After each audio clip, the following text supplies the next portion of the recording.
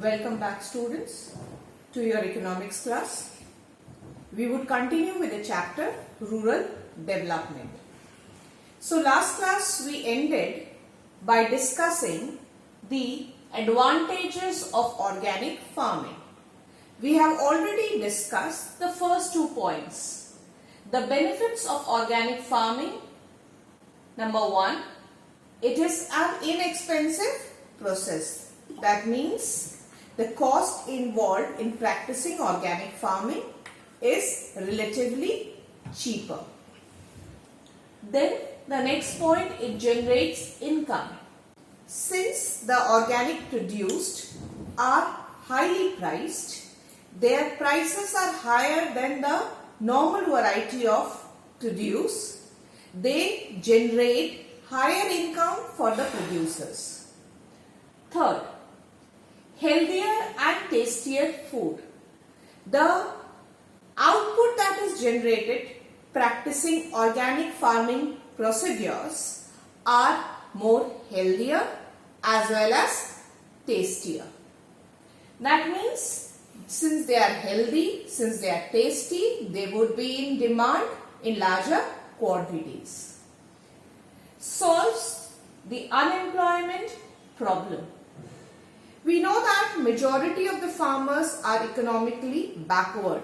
They have scarce resources and they face the problem of unemployment.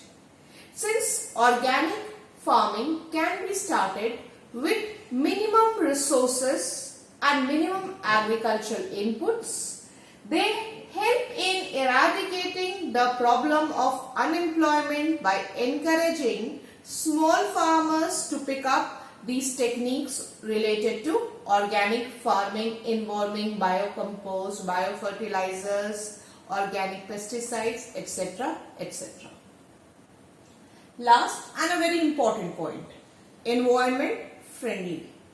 The organic farming procedures are highly environmental friendly. They are ecological. They are helpful in maintaining balanced ecological development.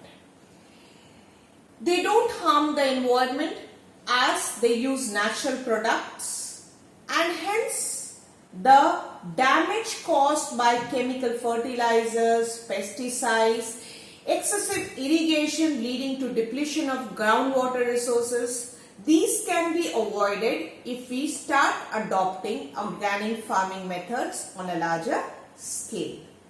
So these were some of the advantages associated with organic farming.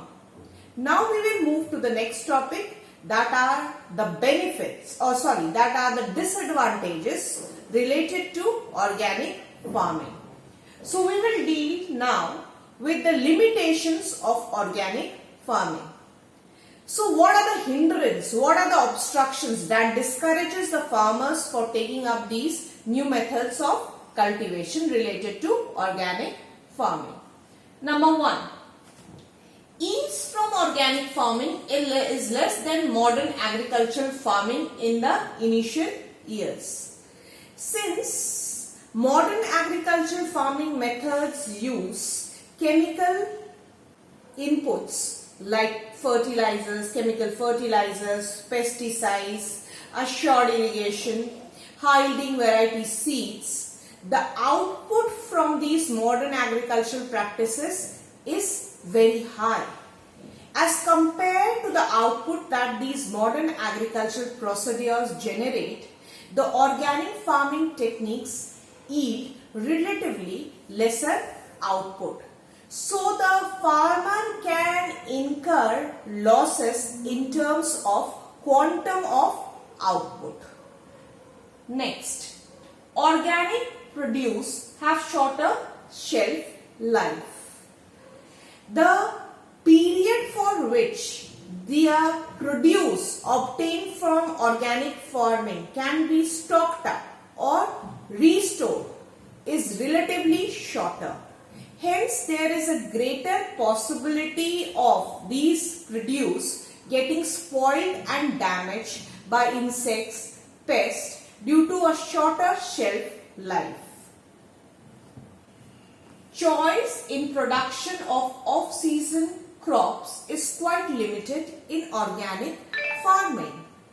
Recently, due to multiple cropping, and the crops are no more restricted to a particular season. In fact, all kinds of crops, whether it's Rabi or Kharif crop, they are being grown throughout the year and under controlled atmosphere, under controlled environment with the required agriculture input.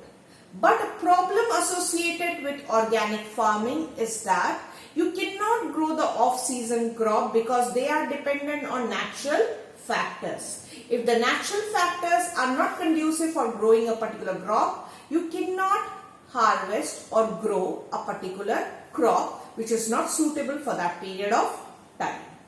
So these are some of the limitations associated with organic farming. But the main advantage is that these are labor intensive techniques, and India being a country with a large population where majority of the people are practicing agriculture, organic farming has a large scope, a huge potential in future.